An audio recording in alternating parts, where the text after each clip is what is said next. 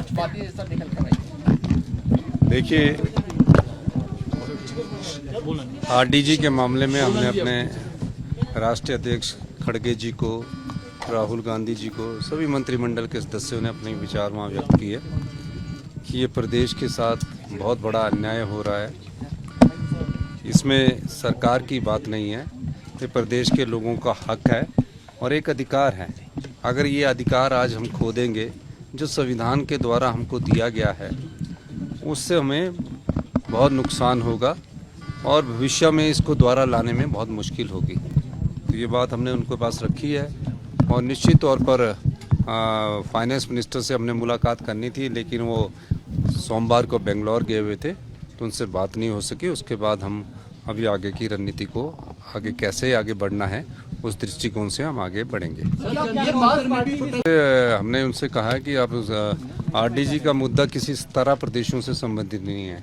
अब केरला की तुलना आप हिमाचल से करोगे तो गलत बात है। आरडीजी उन राज्यों के लिए थी जो राज्य का व्यय और आय के बीच अंतर है। जो राज्य के आय और व्यय के बीच ज़्यादा अंतर नहीं, उनके लिए नहीं है। यानी कि एक्सपेंडिचर और इनकम के बीच के घाटे को पूरा करने के लिए भारत के संविधान द्वारा आर्टिकल 175/2 के द्वारा ये अधिकार दिया गया था। और इस दृष्टिकोण से आरडीजी के जो 16 फाइनेंस कमीशन ने नोटिंग की है, उसने उसे ना रिजेक्ट किया ना एक्सेप्ट किया। नोटेड का मतलब है कि भारत सरकार उसको अपने अनुसार उसको दे सकती है। नहीं तो क्या होता था, या तो एक्सेप्ट हो जाती है या रिजेक्ट हो जाती है। नोटेड का मतलब है कि उसको ख़त्म तो कर नहीं सकते, पर राज्य की परिस्थितियों के अनुकूल उसको दे सकते हैं। तो प्रदेश में पिछले इतने सालों से इतना 40 सालों से इतना घाटा प्रदेश में आता रहा। और जयराम ठाकुर जी को जब आरडीजी मिली, सबसे ज़्यादा आरडीजी किसी प्रदेश में किसी समय में मिली तो जयराम ठाकुर जी को मिली। वो कोई इसलिए नहीं मिली थी कि जयराम ठाकुर जी ने अपना केस अच्छा प्ले किया, वो इसलिए मिले थी कि जो हमारा आय थी और व्यय में काफ़ी अंतर था, उसकी परिपूर्ति के लिए मिली थी। क्या था? उसकी परिपूर्ति के लिए मिली थी। अब 54,000 करोड़ रुपया उनको आरडीजी मिली, 16,000 करोड़ उनको जीएसटी मिला। और जब जयराम जी मुख्यमंत्री बने उस समय लोन कितना था? 48,000 करोड़ रुपया।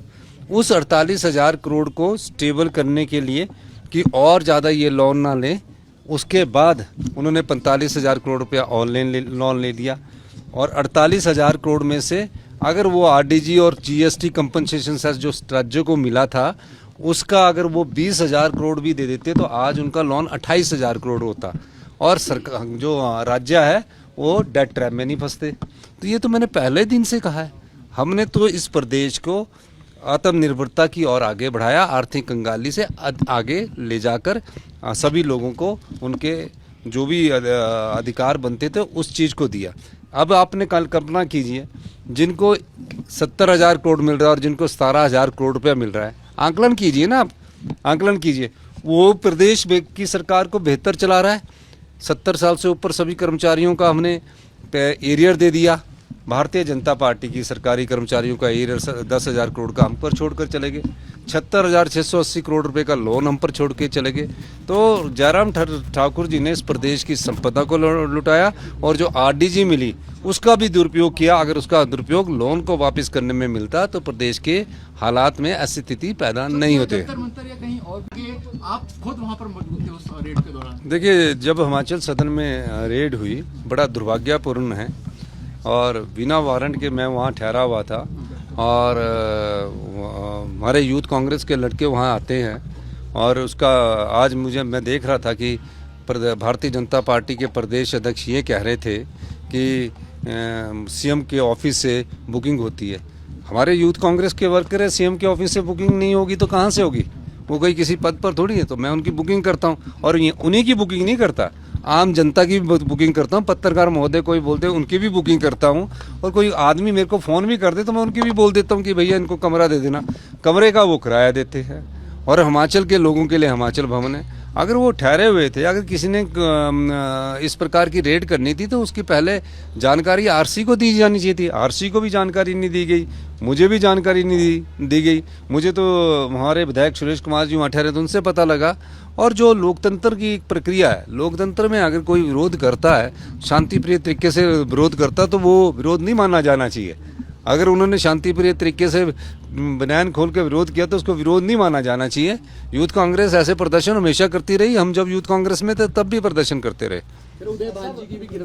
त्योहार के इस सुहाने सीजन में गोयल मोटर्स नेटवर्क की सोलन और शिमला स्थित नेक्सा शोरूम में पाई इंडिया की सबसे पसंदीदा गाड़ियों पर खास ऑफर। इग्निस, बिलेनो, फ्रॉन्स, जिमनी और ग्रैंड विटारा जैसी शानदार गाड़ियों को खरीदने का साल का सबसे बेहतर वक्त। नेक्सा का खास ब्लैक एडिशन उपलब्ध है। सभी तरह की गाड़ियों से एक्सचेंज और अपग्रेड ऑफर भी।